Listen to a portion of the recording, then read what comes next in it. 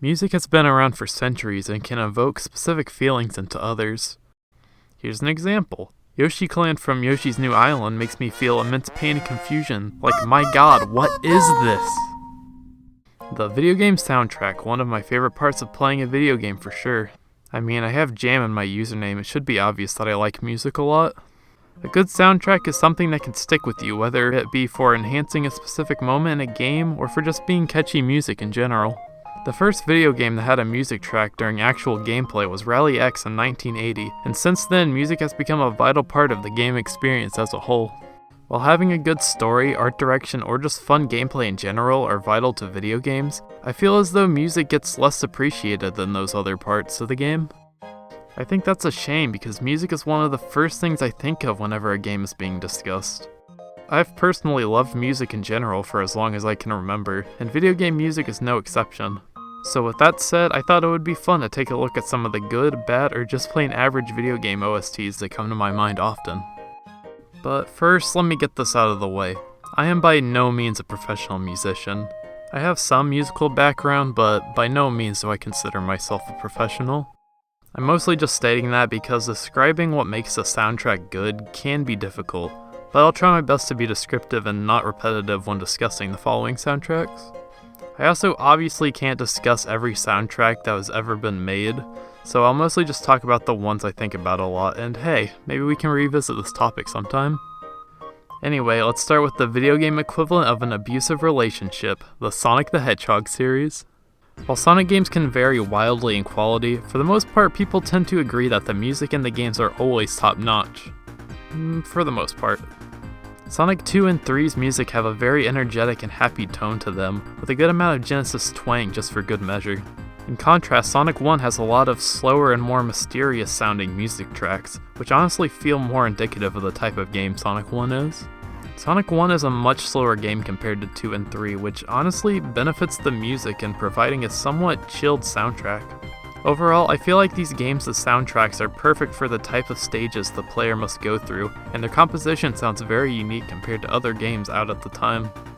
However, as the series began to shift to 3D, one of the employees at Sega went home and listened to some punk rock and exclaimed, "I got an idea!"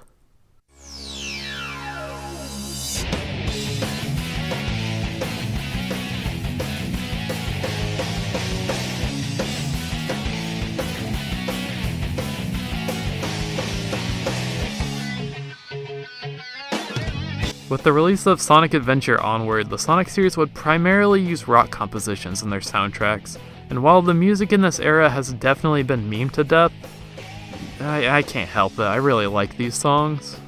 I grew up in this early 2000s to 2010s era of Sonic music, and a lot of these songs helped to shape a lot of my music taste as a whole. Basically what I'm saying is if the song has a sick guitar solo, then I'm probably going to like it. However, my favorite Sonic OST that came out during this time frame would probably be Sonic and the Black Knight. Say what you want about the actual game, but this soundtrack is fantastic, with this combination of rock and strings instruments to represent its Arthurian setting. It's some great stuff, man. Too bad the game isn't all that hot. Nowadays, Sonic games use a good mix of genres, and it typically works out well. For the most part. I really enjoy the soundtrack for Sonic Unleashed for its differing real-life cultural styles. Sonic Colors' soundtrack has a more techno-based sound, and Sonic Generations and Mania soundtracks just blast nostalgic bangers and it's fantastic. However, compared to those games, the soundtrack for Sonic Rush is something else entirely. Hideki Naganuma did the music for this game, and he also worked on another Sega series, Jet Set Radio, which should be no shock to anyone who's heard the music in these games. Naganuma's style is extremely distinct with a certain energetic funk present in all of his work. Sonic Rush is no exception to this, but the main problem with the music in it is that it's almost always being drowned out by the trick system in this game. The song's already obnoxious anyway, and I'd really prefer it if we'd stop screaming over these funky grooves. It's a shame, but I would love to hear more Sonic music sound like this. While Sonic has some great music, Mario's selection of tracks is nothing to scoff at either. Generally, Mario music maintains its same happy, upbeat, bubbly tones from game to game, and while that provides some great consistency, it can also be a detractor, especially when talking about the new Super Mario Bros. Series. I feel like the music is a perfect example to look at whenever someone expresses just how samey these games are, and it's totally justified.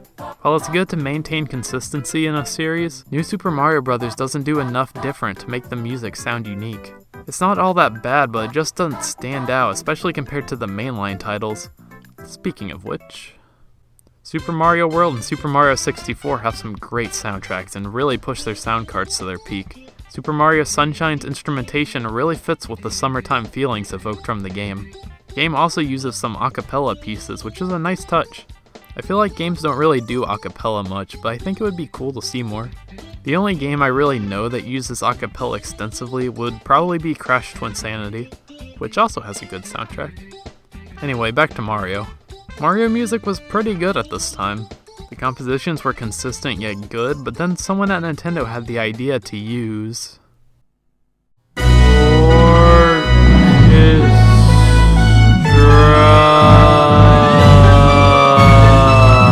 and that is how you get an amazing soundtrack for both Super Mario Galaxy 1 and 2. The music is grand, bombastic, and perfect for what Galaxy 1 and 2 are.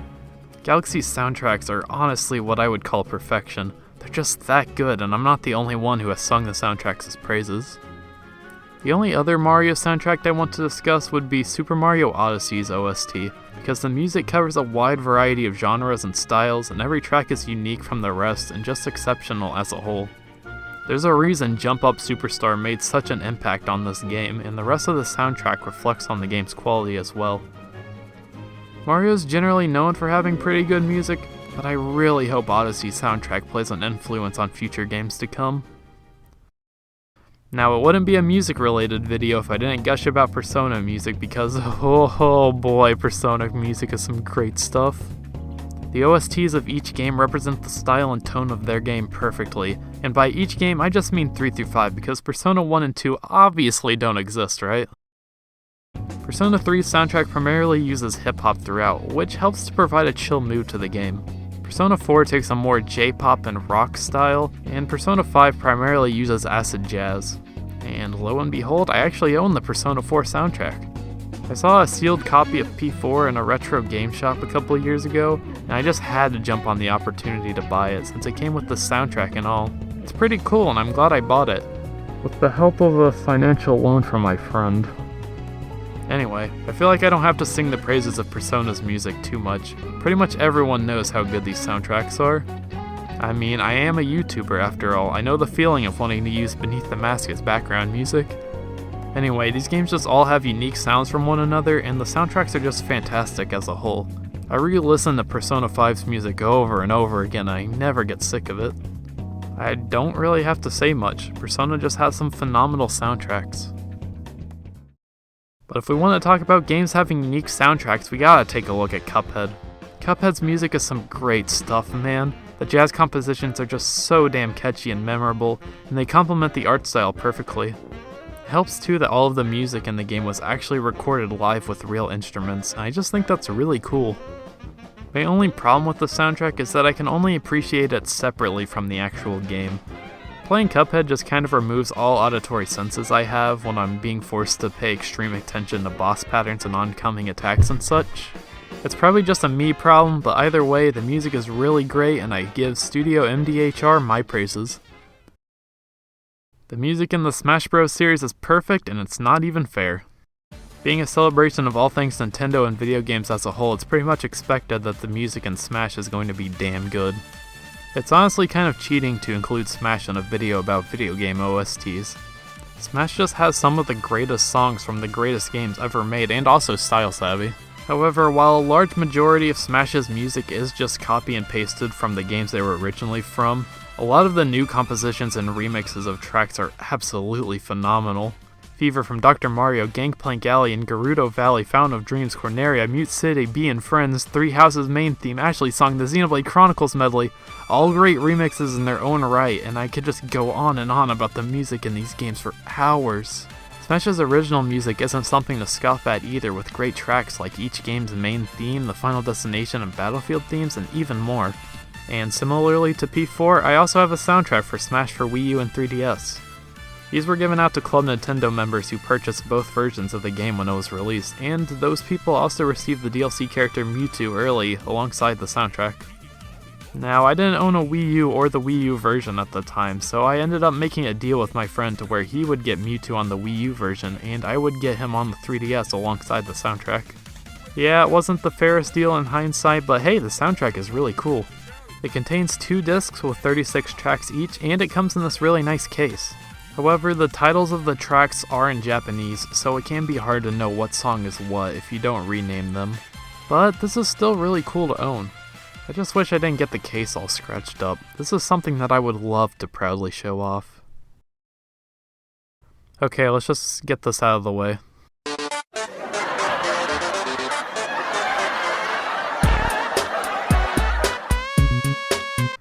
The music in Undertale is something really special. The music complements the story well and in some ways tells a story on its own. Characters have themes that reflect on their general personality, and the themes evolve as the story and the characters change. The music can be somber, triumphant, or even just upbeat, and it was all made by one guy to boot, and then he made another great soundtrack with Deltarune. These soundtracks are inspirational, meaningful, and are just absolute bops to listen to. This game also popularized the use of leitmotifs, but at the time it was pretty fun to see how one song was actually related to another song. Overall, Undertale and Deltarune just have some great stuff to listen to. We've been talking about a lot of good video game soundtracks, but what about the soundtracks that just make you ponder as to why the hell these were approved to begin with? I brought up Yoshi's New Island soundtrack, and the entire thing just leaves a bad taste in my music listening mouth. Why the composer decided to use the kazoo as the main instrument in most tracks is something that just confuses and bewilders me. And while we're talking about Yoshi, Yoshi's Crafted World soundtrack isn't great either. I tried to pull an Undertale and use the same theme throughout the entire game. However, Crafted World only has one theme. At the very least, Undertale had different songs to break the repetition. Crafted World's theme just grains on you and becomes increasingly annoying to hear over and over again. And God, this song just hurts to listen to. Please stop! Why are you like this? And while we're on the topic of songs that hurt to listen to, Sonic Chronicles: The Dark Brotherhood.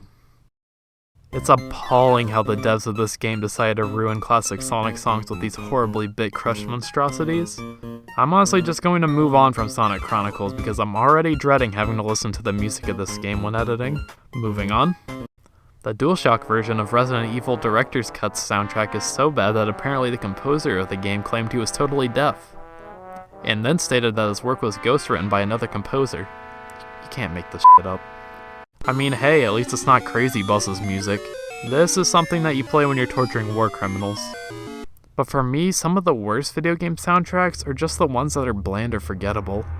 Lots of AAA games just have soundtracks that are unmemorable, and it's especially worse when it's a series that's well known for having great music. Halo 4 and 5 don't have bad tracks, but compared to the soundtracks of the Bungie-led Halo games, they're completely blown out of the water.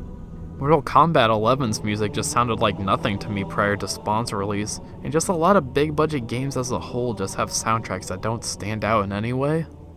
Like, have you ever seen anyone talk about Anthem's soundtrack? Yeah, that's what I thought.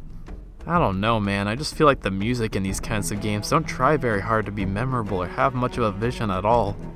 I'm not dissing the people that work hard on these projects. It's obviously difficult to compose great music, and no one has the intention of being on par with Yoshi's New Island, but I feel like people should try to branch out more into other genres to create something that sounds more unique. So those were just a few notable video game soundtracks that I enjoy or just despise immensely. I obviously couldn't get to everything, so let me just mention a few more games that have pretty good soundtracks, but I just didn't have much to say on them. Bravely Default and Octopath Traveler soundtracks have amazingly composed rock, orchestral, or even somber pieces that fit the fantasy adventure of their games perfectly. The music in Bravely Default specifically was composed by the leading member of Sound Horizon, who also did the openings for Attack on Titan, so that alone should tell you how good the music is. I bashed on a couple of Yoshi games earlier, but Yoshi's Island soundtrack is some pretty good stuff. The music is soothing and relaxing, and it's just perfect for the type of game Yoshi's Island is. Minecraft also has a pretty calming soundtrack. Just doing normal activities while the piano keys slowly fade into the background is glorious, and it takes me back to a time where I didn't have any worries in life. Doom 2016 has satanic imagery in the WAV files of its music. What else do you want me to say? That's just dedication. Untitled Goose Game's piano pieces perfectly fit the chaotic energy that exudes from that game. Animal Crossing New Leaf and New Horizons have 72 tracks alone just for every hour of the day and 2 weather variants. And Breath of the Wild's ambient music fits the isolated tones of the game very well. Xenoblade Chronicles has some pretty great music, and the developers of the Definitive Edition decided to make it sound even better. Nice. Halo's orchestral pieces are pretty unique sounding compared to other first-person shooters. Cool. And Sonic 06's soundtrack is the most redeeming part about that game, but I've already talked about Sonic enough in this video, so I'm just gonna stop it right there. LEGO Racers has only like 2 notable songs in it, and for some reason I'm obsessed with both of them. Video game music is fairly underrated by the general gaming community, but I believe that music can be one of the most important parts of the gaming experience as a whole. Music can enhance what you're doing or kill the mood and tone of a game completely. It's always really special to hear a composer pour their heart and soul into the music they create, and to see how that music is used in the game. While it may not be as appreciated as much as graphical fidelity or pure gameplay, music in video games will always have a special place in my heart. They'll also have a special place in my ear from now on. Yoshi's New Island's music gave me tinnitus.